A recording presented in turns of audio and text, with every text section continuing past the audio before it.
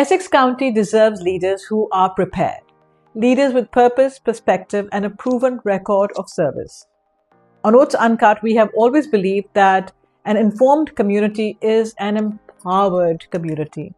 And with Essex County Commissioner races on the horizon, we felt a responsibility to do what we do best, bring real conversations to people who matter the most, you. That is why we decided to have a series of candid conversations with the candidates running to lead our county. Let's call it the Elevating Essex segment. We are sitting down with the men and women who are raising their hands and saying, I want to serve. And we are asking the questions that go beyond the campaign trail. What shaped you? What drives you? What experience do you bring? And that public service is not a platform. It is a commitment that you serve with transparency, humility, and accountability. Each candidate brings a different background and perhaps a different vision. But we are holding them all to the same standard. Clarity of mind, depth of service, and accountability to the people of Essex County. This is not a debate stage. It's a listening room. And our audience, thoughtful, engaged, and paying attention, deserves nothing less. Welcome to OATS Uncut, Elevating Essex. Let's get to know the people who want to lead us.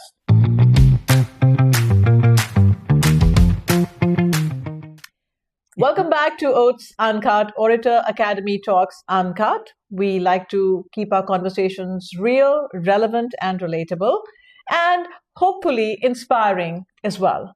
And with that in mind, I have here a very special guest, Christine McGrath. Christine, welcome to OATS Uncut. Thank you so much. I'm so excited to be here. Pleasure to have you here. Christine is a councilwoman from the town of Verona in Essex County, and she has thrown her hat in the ring for the seat of the Commissioner-At-Large at Essex County. Are you excited about it? Oh, I'm really excited. I love meeting people and campaigning and getting to learn about all of our communities, and I'm having a lot of fun. So tell me, to start off, you've been serving as a councilwoman for about 7 years now? I have, yeah. So what was the point? At what time did you decide that, okay, now I'm ready for a higher position at a county level, more challenging, more responsibility? Yes, well, for sure. And, the residents of Verona, they've been so gracious. They're really happy with my leadership. I really focused on communicating with them after every single council meeting. I put a summary up of what the council is working on and how they can get involved and lend their input to key decisions that are being made before they're being made. And residents have said to me, when are you going to run for higher office? We think you should keep going. And so they've been so gracious with their support. And a couple of months ago, I was involved in a project through our Neighborhood Traffic and Safety Committee, where I got exposed to some of the great work that the county is doing with pedestrian safety through a special project that they were doing called Safe Streets for All. And I realized that most of my peers in other elected officials around the county and a lot of residents weren't aware about what was happening with this project, and that there was a real need and an opportunity to communicate some of the great work that the county is doing. And I thought, wow, if there was an opportunity for me to serve at that county level, I would be really focused on getting the word out. And so when there was an opportunity that arose earlier this year, I decided to throw my hat into the ring. Amazing. So as I was reading your profile, I also saw that one of your first initiatives was the Multicultural Committee in your township. Yeah. So first of all, so this is a two-part question. Okay. One, what was the thought behind that? Second, now that you are seeking to represent 22 municipalities of Essex County, how do you think, what do you bring to the table that will allow you or empowers you to represent equitably? Yeah, that's a great question. Well, with our Multicultural Inclusion and Accessibility Advisory Committee, which we nicknamed MIAC, it started after the Black Lives Matter protests. In Verona, students led a demonstration, but the residents did not want the work to stop with just that one event. And in fact, many of our residents who come from multicultural backgrounds or who have children who are neurodiverse really pushed us to do more. And so through my leadership, along with one of my fellow councilwomen, we were able to do a focus group, and we devised a mission statement, and then trialed, and then finally codified our Multicultural Inclusion and Accessibility Advisory Committee, whose focus is to bring together Verona residents through family-friendly, positive events to celebrate each individual culture, and at the same time, look systematically on how Verona could do better with its policies and its programs. And it's led to a lot of fun things like our Diwali celebration, our Pride event, Hispanic Heritage Month, but also focused on getting grant money so that we can expand our disability inclusion initiative. So it's been a great exercise. Now, your second part of your question is how do you serve all 21 municipalities?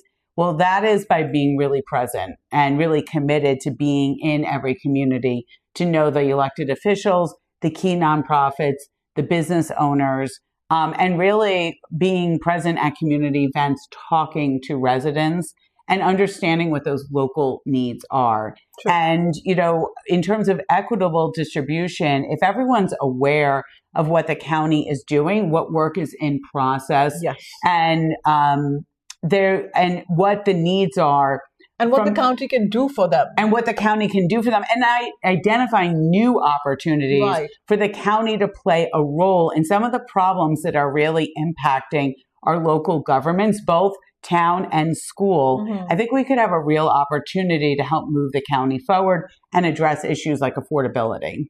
That's amazing. That really caught my eye, the multicultural part, because I was the pioneer of the multicultural celebration in the Livingston school system, which was so well received. And, it felt good to be, I was new to the country, so I was doing it out of my own need. I wanted to know more about what ethnicities we had in our school. And that led to a whole phenomenon. And now it's really exponentially grown, and it's one of the most celebrated events in our schools. So that's a great initiative. Thank you for doing that in your town as well. So now you are meeting people on the ground, you're knocking doors, you're reaching out. Yeah.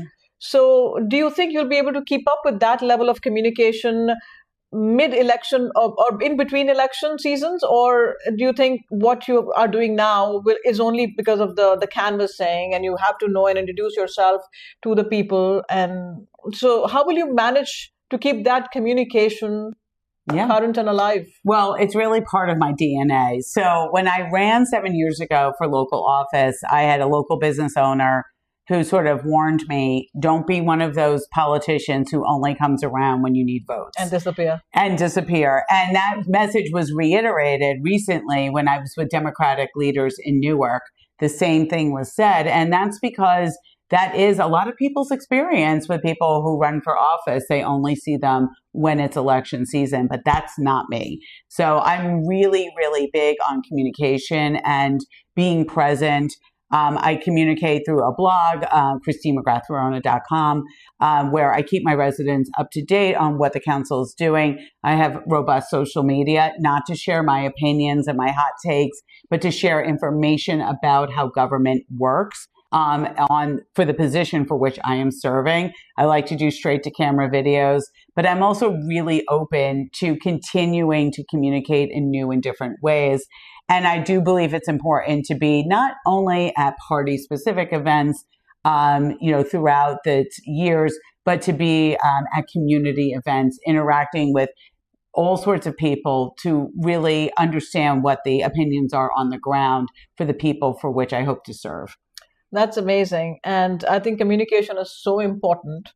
Yes. Transparency is so important. And reaching out right now and letting people know what you can do for them, mm-hmm, and then keeping up that promise is a huge burden of responsibility that any leader carries. It is. And you said you are very active on social media. Social media is becoming very unsocial these days, I feel.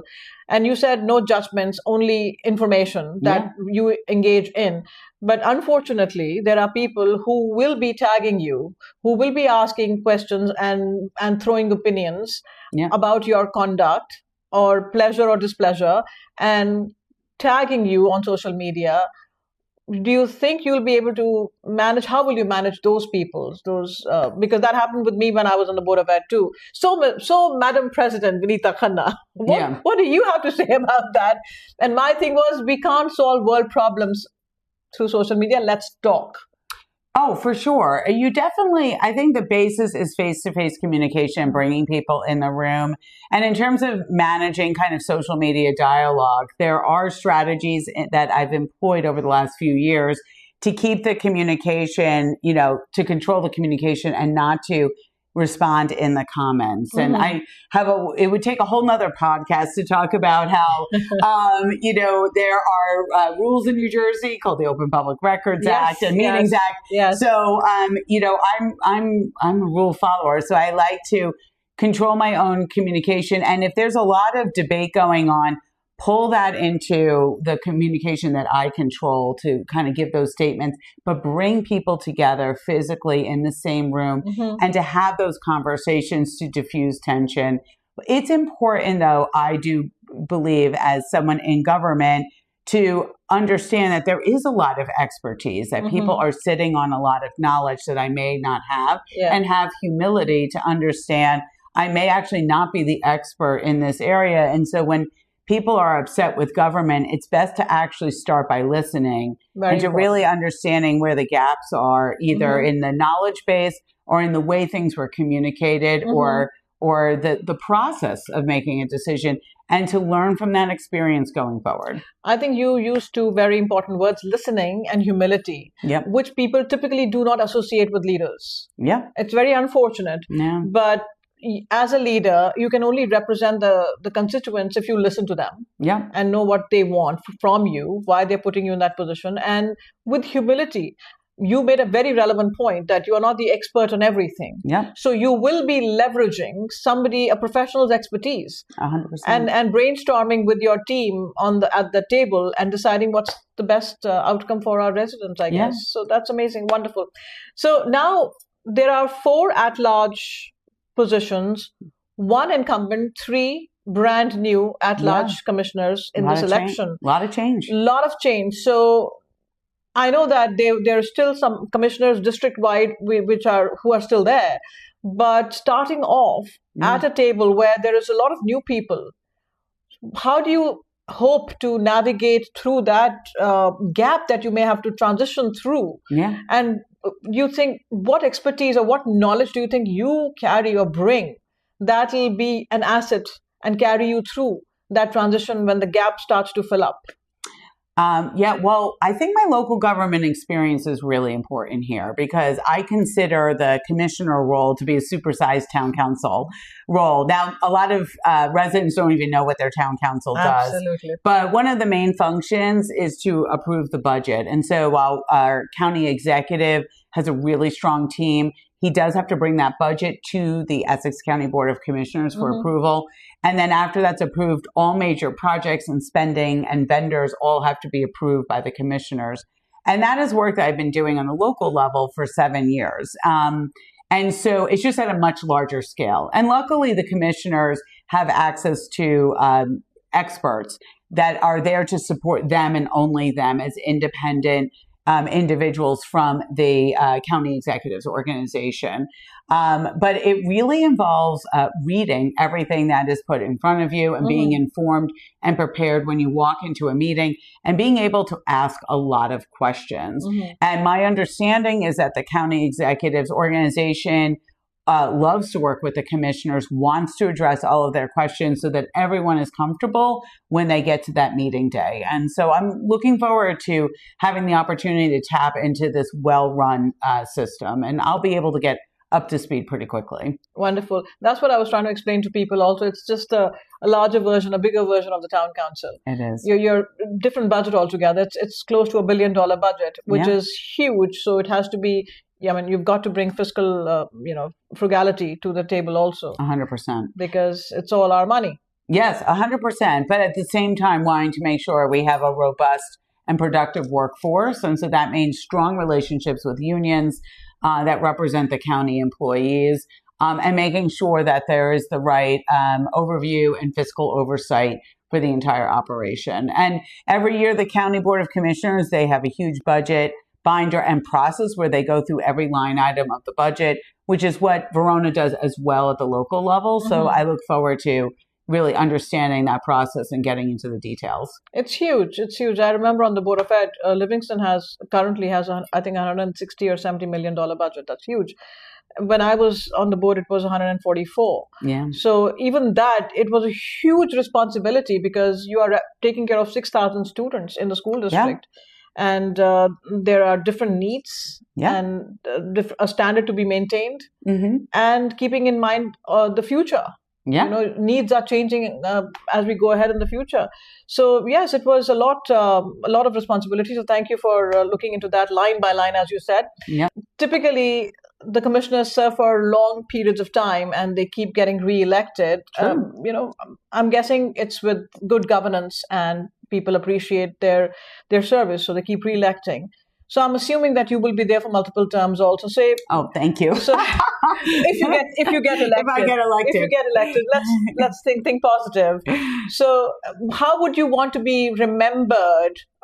What would you hope your legacy be? Yeah. And that people say that, okay, this was done in my county because of Christine McGrath.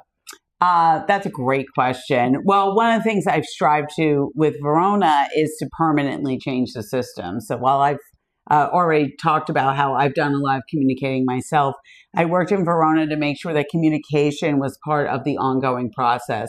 So not only did Verona start a newsletter in the last 7 years since I started serving, but we have a full-time public information officer, and we've worked to incorporate surveying into our normal course of business.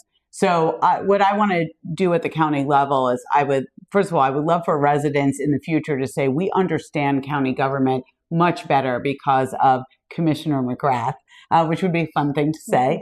And we understand how to tap into the process so that we can better address the needs of what's happening on the ground.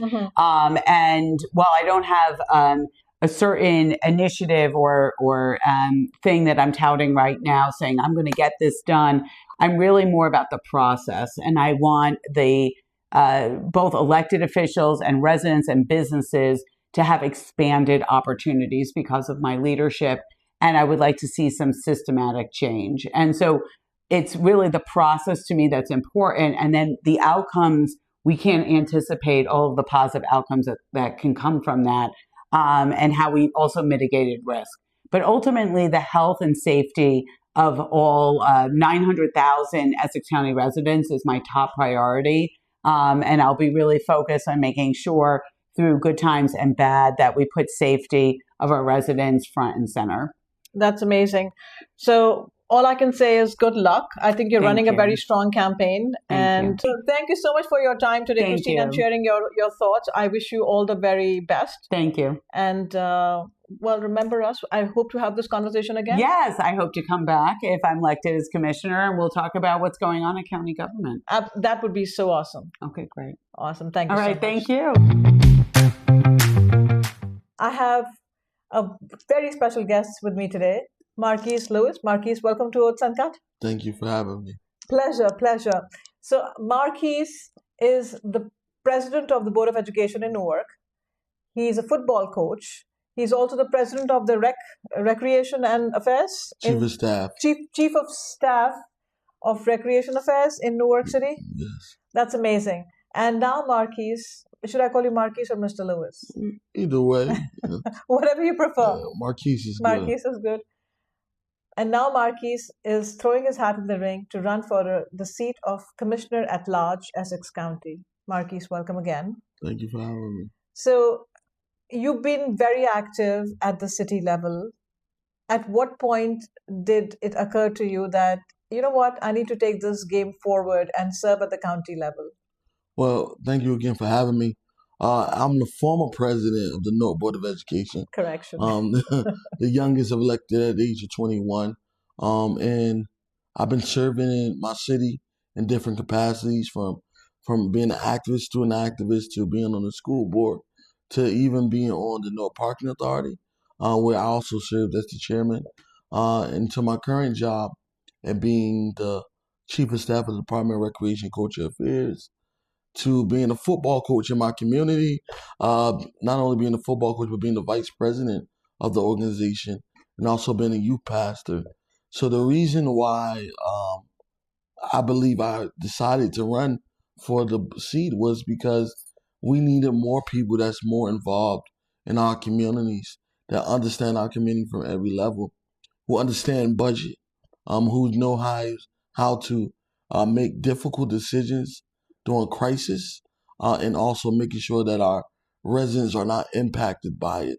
So the reason why we decide, I'm saying we, because it's not just me, it's my family. Being a husband, being a father, I have to bring them a part of what I'm doing. So we decided we was running because, a lot of people didn't know what a commissioner was. Very They true. they Very couldn't true. identify who their commissioner was. And after looking and researching on what our current commissions actually have done, it's very little to find, right? But when you look up the county exec, you see this whole portfolio. Right. It only, they may be in pictures, but you don't really know who they are. So I decided to run to bring transparency to Essex County, accountability, and also accessibility to make sure that we have fairness across our county in every city on a county level. That's amazing. And I'm glad that you brought the family connection, that we decided to run, because it's not just you, it's the family. Yes. Because I do the same. When I decided to run for the Board of Ed here locally, I sat down with my kids and my husband and I said, I'm considering this. What do you have to say about that? Absolutely. And we brainstormed together and I ran for it. It was a very successful election. And then even when I decided to run for county commissioner, I mean, I've withdrawn now, or I never filed actually. But when I decided to run, again, I sat down with my family and kind of brainstormed with them, and they were all go, go, go. So I feel that if you don't have that connection with your family, you cannot have that connection with the community. Absolutely. So that's very important. I'm glad you brought it out. So now Essex is 22 municipalities. So when we say that, okay, you've done well with the family, you've done well with your Newark community, how do you think you'll be able to represent the other 21 municipalities equitably? Because each one is so different from each other. Each one has different needs. So how do you think you'll be able to serve them equitably? Well, I think I have laid out the plan. The plan is to create a think tank around Essex County that includes every municipality, speaking to our residents on a monthly basis, having that engagement, talking to them about the problems and the issues that they face, and see how I can, on the county level, assist in those needs in their community. I can't tell Livingston what they need because I don't live there. I can't tell them what they need in Milburn because I don't live there. I can't tell them what they need down in Fairfield because I don't live there. Right. But if I have a constant communication and engagement with the residents in the community, I know what they need. So that makes it easier for me to advocate for what they need in those communities. True. Crime may be a problem in our urban Essex, but it's not in our suburban Essex. It might be green space. True. It might be the air quality. It might be transportation, Right. the paving of the streets, which all of us have those problems. But if you have a commissioner that's having those constant conversations with you, then he can experience on what you need and put what you said to him to work. And that's what we plan to do. In the first 90 days of once we're sworn in, we plan to go to every community, have them engagements, talk to people 365 days out of the year. And when it's a leap year, it's 367. But we plan to have that constant communication and relationship, town hall meetings in every community. Sometimes we got to take them outside. We got to go to the neighborhood, go in the parks, have a town hall meeting, talk to them. How can we not just care about the 24 parks and 5 results that we have in our county, but how do we bring the resources to the people? Because we could take care of parks, right? True. But we got 800,000 people in our county that need our assistance at the same time. That is so true. Very well said. How do you plan to communicate? You said you'll do occasional town hall, periodic town halls. And I was also going to ask you, what would you do in the first 100 days? And you already answered that the first 90 days you plan to set up teams in every town and every municipality that you can understand what their needs are. Yeah, any smart servant will go in and observe the situation. As elected official, once you're elected, you got to go observe and assess and your situation that you're in before you really push and make real changes. So the first 90 days is basically listening to the people, engaging with them, getting the feedback on what we need in our county. And then the next 90 days is when we start putting things in place. The next 90 days is where we're going to bring our department heads out to the community and hear from the community, also engaging on how do we effectively engage our county law enforcement, our county services with our municipal services, because there should be a partnership. There should be a marriage between county government and municipal government. We can't effectively be effective county government if we don't engage with our local municipalities. That's like if you want to do some street work in a city, we can't just think because we're the county, because they're a county road, that we shouldn't engage with that local municipality. Sure. We have to do it because it interferes with traffic, it interferes with safety. So we have to get our local officials on board to let them know the work that we're doing. It's good to have a great idea, but when you do great idea, you have to engage with people at the same time. Right. All right. So you used a very important word, accessibility, in your previous response, because as you said yourself, that many people don't even know what the county commissioners do. They don't have any knowledge of that because I guess at some point they were not accessible, approachable. So there was no clarity as to what they did. So you will make yourself accessible and approachable. So as you emphasize communication, approachability, accessibility, there will be people from different demographic in the room with you. There will be angry taxpayers. There will be business people, small business, big business, developers, and school boards, etc., in one room with you. And how will you appease the situation when one group is feeling burnt or unhappy with the decisions that you have to make? I will engage with them and make them see that I'm sincere. I'm not going to answer questions to make them feel good if it's not the truth. I'm going to deliver the truth to them. I'm going to engage with them. I'm going to make them feel like they have a seat at the table, because when I become commissioner, they have a seat at the table because they have someone that can advocate for them, that's going to be accessible to them. I had the same cell phone number since I was 18 years old. When I was on the Board of Education, even now in my position in the city level, no one have my government phone number. They all have my personal phone number. They don't talk to my secretary. They don't talk to my aides. They will talk directly to me. And when they talk to me, that's when I will feed the information to my staff to go and handle the problems that they have for me. It's not going to be easy. I don't know everything, but I can guarantee you one thing, that what I don't know, I will go and find the answers to. That's a very important statement for the constituents to hear. Now, there's often another gripe or complaint that people have, that leaders show up when it's election time and then you don't see them in between election season. So how do you think you'll conduct yourself between election season if you get elected this time? Well, that's all about accountability. When you're accountable, when you're accessible, you don't have to worry about just doing it during election season, because people are already going to be engaging with you when it's not election season. And I think that's the problem that we have in Essex County, and that's why people don't know who their commissioners are, because they only engage during the election season, during special events, right? As these families need someone who they have constant communication with, that when they go through hardship, they need to be able to know that they could call my office and get services. And that's what we plan to do.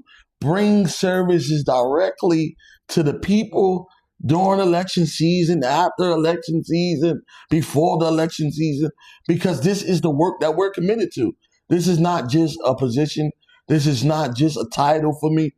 This is my lifestyle. This is what I have been doing since I was 16 years old, right? I've been doing it in Newark, but now we're going to bring it to the county level.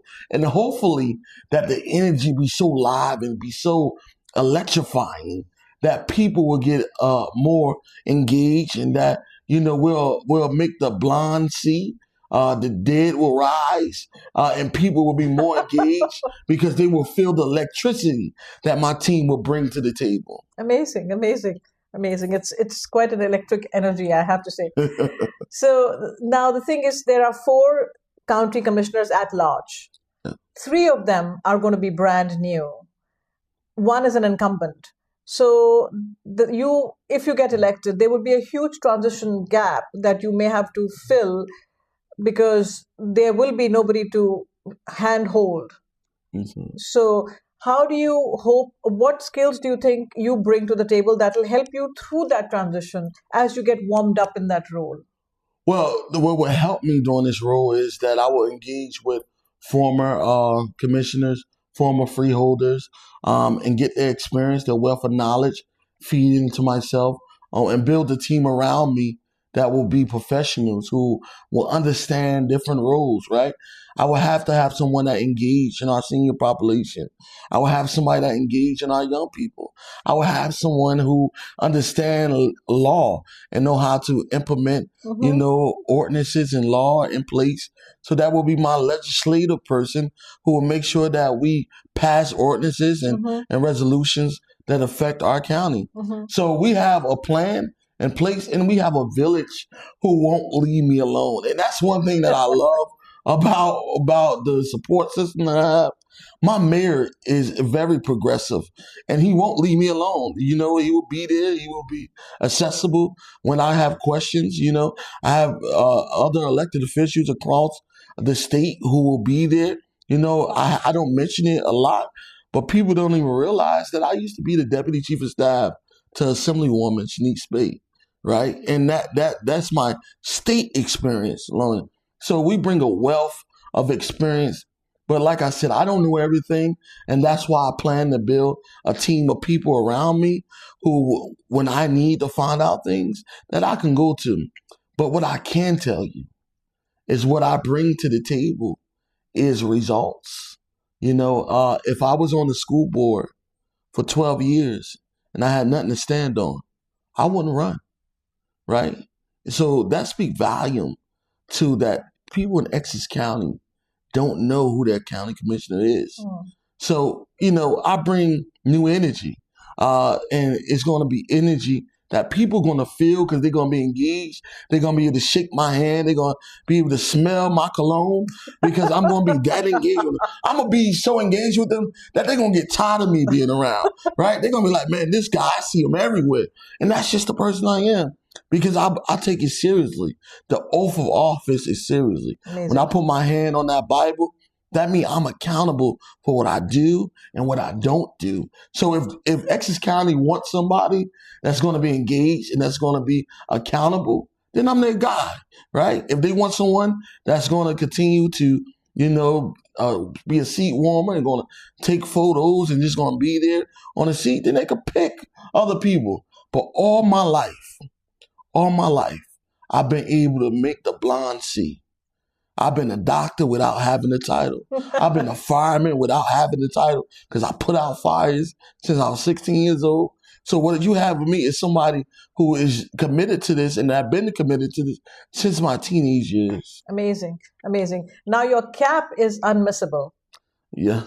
Tell us about that. Well, my cap is Team Baraka because they have fully endorsed me.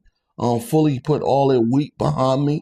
And my mayor is fully engaged with this campaign, and because he believed in what I've done in my city, and he believed that this is the type of talent that we need to put on display on the county level. Who is someone who's going to be engaged, who's not going to take no for an answer, who's going to deliver results on day one. Mm-hmm. See, on day one, they don't have to tell me how to read a budget, because I did it for 9 years. Mm-hmm. I ran a $1.3 billion budget, right, for 9 years.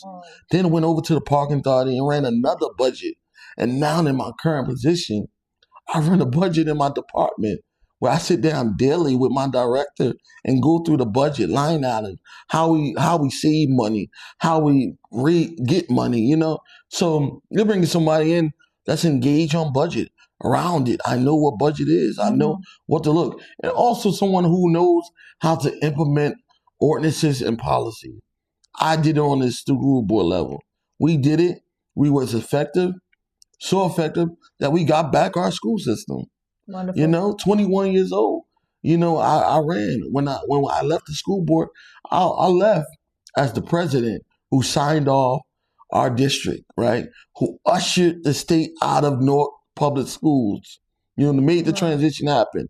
So we plan on coming on the county board and making some real change that people just don't hear about, but they can actually see. And 10 years from now, I want people to say, that guy made a difference. But not only 10 years from now, in my first 6 months in office, I want them to say, this guy is engaged. I'm glad that I voted for him, and I'm glad that I can call him my commissioner. That's amazing.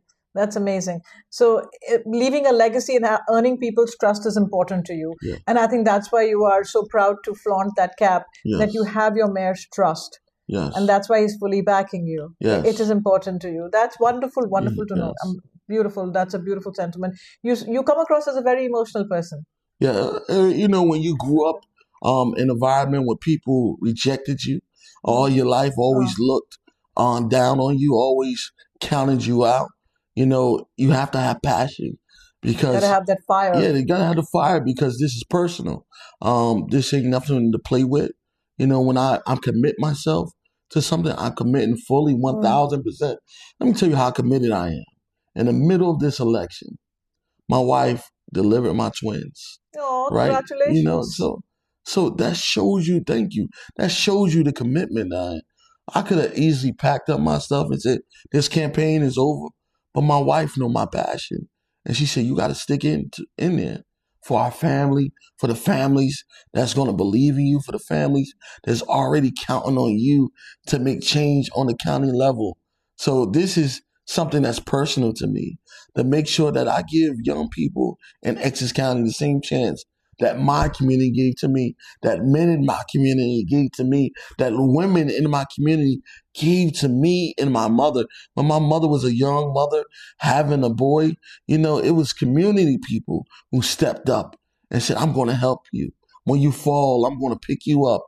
And I want to bring that same energy to Essex County, that they understand that when they fall down, they have a commissioner that's willing to pick them up. Amazing. Wow. That's a beautiful thought. That's a very reassuring thought as well. So give us a sneak peek into your personal life. You said about your twins being born. That's amazing. Congratulations. And I wish them all God's blessings and good health and everything. Thank you. And I hope your wife is doing okay post-delivery. Yes.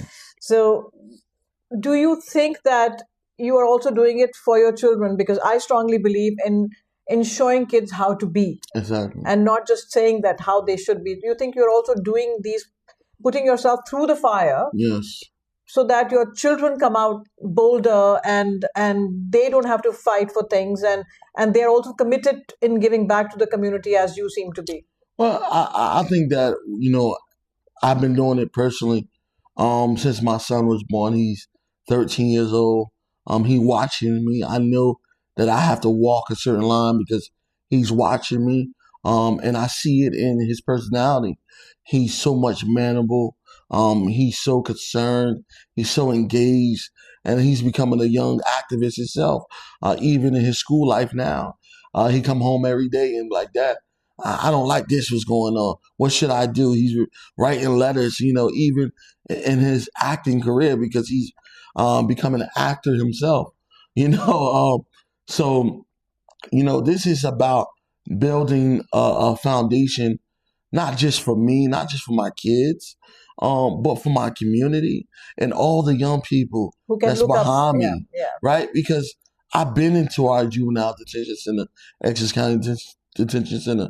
And the young men that's there, the young women that's there, they just want somebody to say, I love you. Somebody to say, I care about you. Somebody that's going to invest in them. And that's what I plan to do as commissioner. I don't want to just throw our young people in the detention center and hope that they get their life together or get them prepared to go to our county jails, state jails. I want to lower the youth incarceration rate in the county, right? Because that affects all of us, all Essex County. There's not just children there that's from Newark, but there's children there from Milburn, Livingston, South Orange. There's children there from all over. But I want to go into them jails. I want to get detention centers, and I want to give them the resources to turn their life around. I want to get them the counseling that they need. I want to make sure they get a high school diploma. I want to make sure that we have trades for them. I want to make sure that they are our next firemen, our next police officers, our next doctors, our next lawyers. And they can say that someone believed in me, right? Because our children will understand I'm a product of it, right? When my father was murdered when I was 9 years old, I went through depression, right? So that's mental illness. And our community suffer from mental illness. So we have to treat violence as a public health issue, right? And we got to treat it seriously as a public health issue and bring them resources to our county. Not only do that, we have to build relationships with our transportation community so that we can stop this crowdedness across our county, that we can engage and making sure our bus stops are more friendly and more accessible to resident senior population, our handicapped population. So we have to engage in them. We got to engage with our special need population. Our autistic children deserve to be able to go to our county schools just like regular people. Right. So this is a whole approach, and we're going to need the whole term to do it. But I'm hoping that in that term, people can point to the success that we have done. And that's what we plan to do with our think tanks across the county. Like every month when we come back, when we make our second round, when we turn around the block and go back around, that they can say, we achieved this, but we got to work on this. And that we can engage and hold each other accountable. That's amazing. That's amazing. It's... Yeah, I think you covered almost everything that I could have possibly asked you. So I appreciate that. And it's a pleasure to see the personal side of you as well as your past experience that you are riding on right now as you pursue the county seat. Yes. Any parting message? Because I think it's been a wonderful conversation. Yes. Any parting message? Well, I just wanted to let Essex County know that, don't look at where I'm from. Don't think just because I'm from Newark that's the only thing on my mind. But I'm running for office to represent 22 counties, right?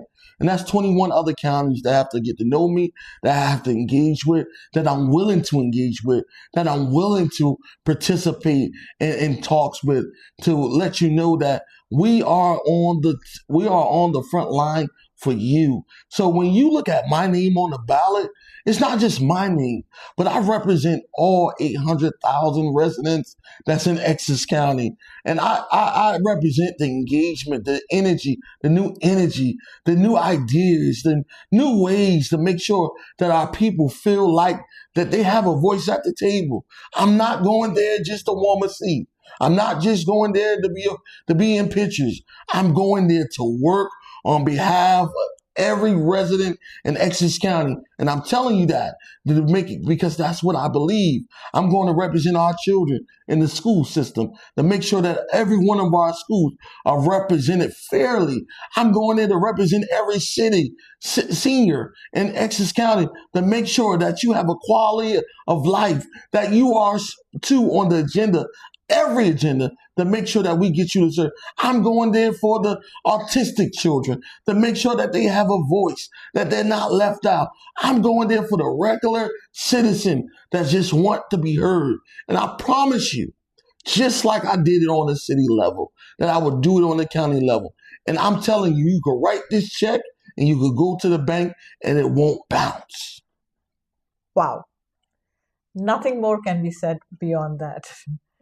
Thank you again for your time. I really, truly appreciate it. I wish you the very best. Thank you. I hope you all found this conversation inspiring, and I'm sure you enjoyed listening to Mr. Lewis as much as, or Marquis as much as I did. It's been a pleasure. I wish you all the very best. Thank you. Mayor Shawn Klein, welcome to OATS Uncut. Thank you, Vineeta. So this is OATS Uncut, Orator Academy Talks Uncut, and where we try to bring conversations which are real, relatable, and relevant to our audience, and hopefully inspiring as well. And you know the premise of why I've invited you, because you are running for a very key position at our county level as County Commissioner-At-Large. Yep.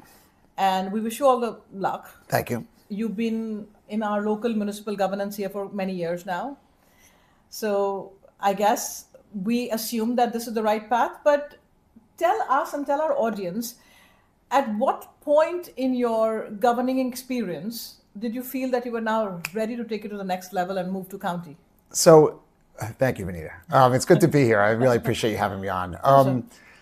So, I've been on the council in Livingston for 12 years now. This is my third stint as mayor. And I think, one of the things I always say as a Democrat, that if you are going to be a Democrat and you're going to espouse good government, then you better actually identify problems and provide solutions. Otherwise, what are we doing here? We might as well just say there should be small government and not good government. Mm-hmm. And I think in Livingston on the council, we've really done a good job of providing solutions. And so, if I think about some of the things that I'm proud of over these 12 years, there's a lot of things, honestly. But I remember a few years ago when, in the height of COVID, every time you looked at the front page of our local newspaper, you saw car thefts and house break-ins. People didn't feel safe. Mm-hmm. And in fact, I talked to police people. They told me that gun ownership was actually going up in Livingston, mm-hmm. which is, a little bit surprising when you live in Livingston to think that people are so worried that they're going to purchase guns. Right. Well, we decided we had to do something about that. I spearheaded a program to buy license plate readers. And what those license plate readers do was they create almost like a dome around the town where when people would come in to steal cars or to break into houses, they were taking stolen cars into the town. Mm-hmm. The license plate reader would pick up that license plate, alert the police, and the police would stop them before they even got into the neighborhoods. And we got more police on the streets. We got them better radios. And crime has dropped in the last few years about 80% mm-hmm. in major categories. Mm-hmm. And we just had a big survey in town asking what's your favorite thing about Livingston. Number 2 was that people felt safe. That's amazing. And that wasn't what it was 3 years ago. And so I feel like the council really did good work on that. Mm-hmm. And we've done really important environmental initiatives, I think really creative environmental initiatives. We've gotten our bond rating up to AA1, which tells our residents that, first of all, that we are taking good care of their money. We're being good stewards fiscally, mm-hmm. But also it ensures the future of the town because it makes it less expensive to borrow money when we need it in the future. Right. Mm-hmm. And so, and also Livingston's a very diverse and welcoming town. We have lots of different of ethnicities and religions here, and the council always makes sure to go to all the events and all the holidays and honor all the different corners of Livingston, so to speak, because we want everyone to know we see them, we value them, and that we care about them. Right. And I think Livingston has a very special feeling in that regard. And so we've been doing this for 12 years. The mayor thing is really exciting and fun to do. It's busy, but it's great. We appreciate the time. And I think about that. If you do a good thing in Livingston, you're doing a good thing for 30,000 people. That's right. And if you do a good thing at the county level, you're doing something good for 900,000 people. That is true. And I feel like I've always considered myself to be a problem solver. I feel like if there's a will, there's a way, and you just kind of have to figure out, what your priorities are, what's guiding your morality, and then act on it and try to do the best and provide good governance for people that you can. Beautiful. So you touched upon the diverse demographic of Livingston Township. So talking about that, now this is one municipality in Essex County. There are 21 other municipalities. How do you hope to equitably represent all the others that we are not necessarily familiar with, right? We are so in our own bubbles. We are, and Livingston definitely has its own special feel to it. I agree with you, and that's what attracts people, and it has people move back to Livingston so often after they leave to come raise their own kids. They come back. And they raise their kids, they're done with school and still stay on. That's right. Listen, the position I'm running for is at large. So some of the commissioner spots have specific districts in the county. Right. And then there are 4 spots that are at large. I'm running for an at-large spot, which means I would be representing the entire county. True. So knowing this, I went to all of the big city mayors. I went to the mayor of Newark and the mayor of East Orange and to the mayor of Orange and of Irvington. And I sat down with them. I said, listen, I want you to know that if I get this spot, I'm going to be a listening ear. I want to know, how is the county working well with the municipalities? What are we doing well? Where's there room for improvement? Right. And I said, and once if I can get into this position, you have my cell phone, call me, talk to me, let me know if we're not doing what we're supposed to be doing as far as you can tell. If we have to pick it up somewhere, if there's good ideas that you have that you can see from where your vantage point that we should be paying attention to, please call me. And so I reached out to everybody, and I think it was well received.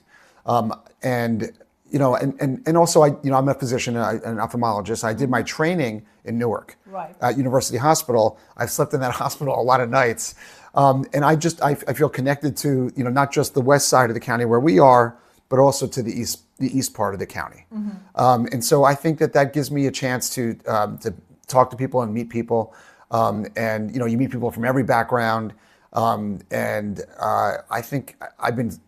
think actually pleasantly surprised at how welcoming everyone is. And not that I expected them not to be, but it's just been a very positive and warm experience to go out and talk in these communities. I 100% agree, because I think there's a dire need that everybody feels to know more about each other, to be able to connect with each other. The more we know about each other, the more we hope to like each other.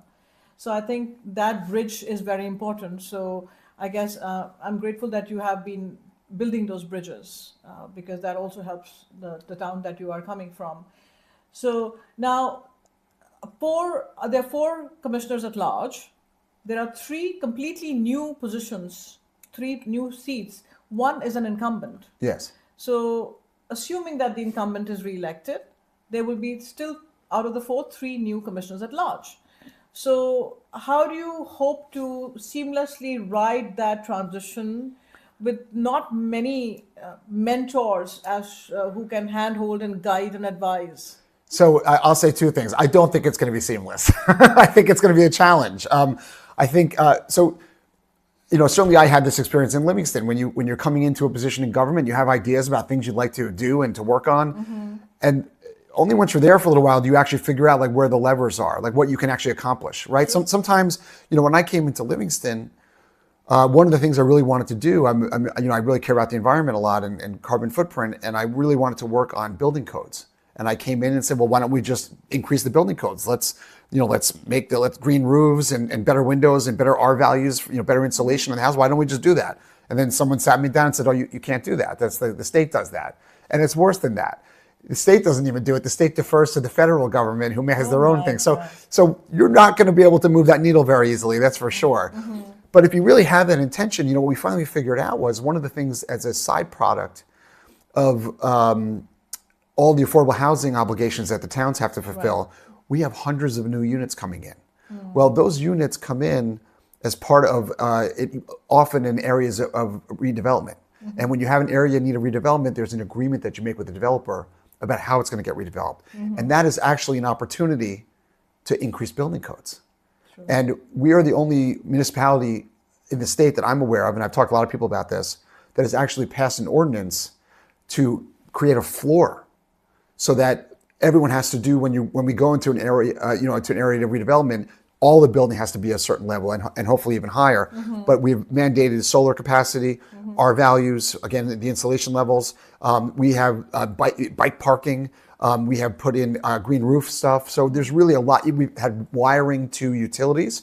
So for example, a stove right now, if you had a regular building that was being built and it was just a gas line, you're stuck with that gas line for 50 years. Well, we wired it so that hopefully the time will come in the future when we're going to turn off the gas so that you can live off the grid and it'll be wired already for that. So we're trying to future-proof the housing in Livingston. But that just goes to say that you don't know what you're doing when you first get into government. So you have to figure out what's possible and you have to work hard and just try to problem solve. And that's what I'm going to do. Luckily, we do have some people who are going to be staying on as commissioners who are not at large. They're district commissioners, but they still work in the body of 9 that we work together. And they've been around, like Lynn Luciano and Carlos Palmeras have been around for a long time. And I'm going to learn a lot from them. And Pat Siebold, who's retiring who lives in Livingston, she's the longest serving commissioner I don't know, New Jersey history, but certainly Essex County history. She might be New Jersey history. And I'm going to be leaning on her and asking her, how does this work and what can we do about this? I was just going to say that the ones who have retired or not seeking re-election, I'm sure they can still be of add value. Pat knows I'm going to be calling her all the time to ask her how things work. I'm sure she's happy about She'll that. be happy to help, I know. That's wonderful. Much to look forward to. And I'm sure you are a quick learner, so you will learn quick on the job as well. Try. We'll give it a try, absolutely. I hope Livingston has trained you well. I think Livingston has trained us well. Listen, we have good governance in Livingston. I think one of the things that you do when you're going around the county, because when you're running this, is obviously you have to really go around all the other municipalities. I think that we are in very top form compared to other towns. Like we are on top of even the water stuff that we had to, obviously a lot of communities have had to wrestle with PFAS in their water. Yeah. 95% of our water is PFAS free right now. We only have a little bit left to go in order to get to the place we want to go. And we're light years ahead of a lot of towns. So we've had good success. So now you mentioned a little while ago that you've been reaching out to different towns and building bridges with the communities that you hope to represent in your county position. Now, people say typically that politicians do that during election time and then they disappear when they are seated in that position. How will you maintain that connection from between the election seasons and not just during the campaign seasons? So it's funny. I think it's certainly going to be a challenge because if we're representing 22 municipalities, some of which are major cities that are broken up almost into their own municipalities in addition, right. It's not going to be easy, but it's a commitment that you have to make, right? I went down to the South Ward of Newark, and we were speaking at a forum there, and there was a woman that got up there and she said, "Listen, we're not going to prostitute our vote. We're not going to, very strong language." Yeah. And she said, we're not going to vote here. We're not going to say we're going to support you now and then we never see from you again, until election. And I said to her, listen, this is my cell phone. Right. You have any question or problem, call me. Also, I'll be back. And then when I come back, you can say to me, you kept your word, you came back. So it's a commitment that you're making. I think if you believe in good governance, you have to make sure that you are listening to people, that you're present. And you can't do a good job in government if you're not listening to people because you don't understand the problems that have to be addressed. So that you have to have your feet on the ground. You have to be walking on those streets. You have to be listening to people. This is the job of government. If you don't want to do it, then you shouldn't be running. But there are 22 municipalities. That's a lot. It's a lot. And I'm not saying I can be everywhere all at the same time, right? It's going to be a lot of work. But I made a commitment and I'm going to do the best I can to live up to that. I think, listen, even if I can't physically be everywhere all the time, I'm going to make sure I'm reachable. One of the things when you find out when you're running throughout the county is people don't even know what a commissioner is, right? They don't even understand what the job is. And people have no idea. They have no idea because there has not been good communication in the past. Making sure that people understand, hey, listen, I'm a commissioner. This is what I've been working on. These are my plans for the future. This is where I'm going to be at this time. So if you have something you want to talk to me about face to face, that's the part of governance. Even if we can't be physically everywhere, we can still communicate well. And that's what we're going to do. Great. We'll hold you to it. We are on record now. Okay. So now that you've promised to keep up the connection that you're establishing and building now at this stage of your campaign, when seated, if seated, good luck to you. Imagine a room filled with constituents of different backgrounds and different demographics. There will be developers, there will be school board people, there will be angry taxpayers, there will be public officials who will be serving under you or around you. And somebody may disagree with what you are proposing. How do you imagine going through those sticky situations and appeasing the crowd so that they don't lose faith and still believe in you and your decisions and choices? So I think, listen, I'm a physician. So I tend, one of the things I love about being a physician is that I'm always meeting new people and we're always trying to problem solve together. And as a physician and a patient, you're almost always rowing in the same direction. I try to bring that to government as best I can. So I honestly feel that most people who come in or are involved are acting in good faith.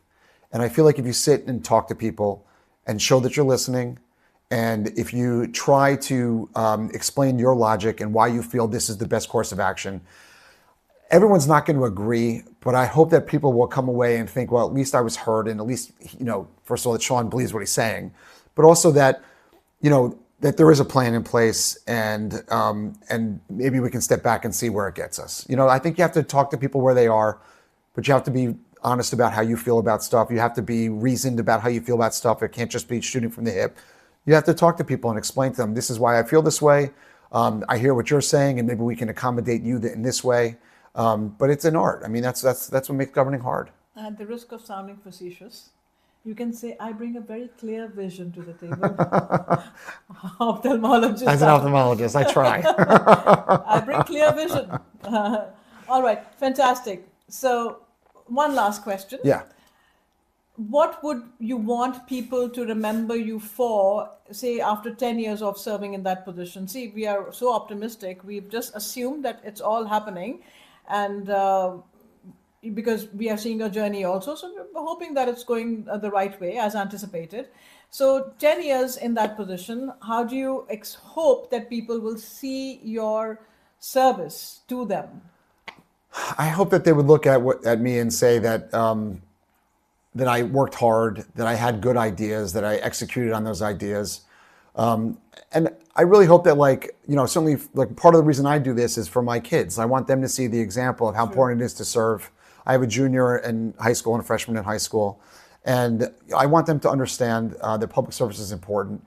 I don't know if they're going to, go into public service per se, but I want them to understand that it's noble, hopefully, and that there's, that even if it wasn't them, that the people who are around them who are in public service deserve, their time and effort, and and kids should understand that our government's important, because if we don't work hard in government, then we can't complain about what's going on around us.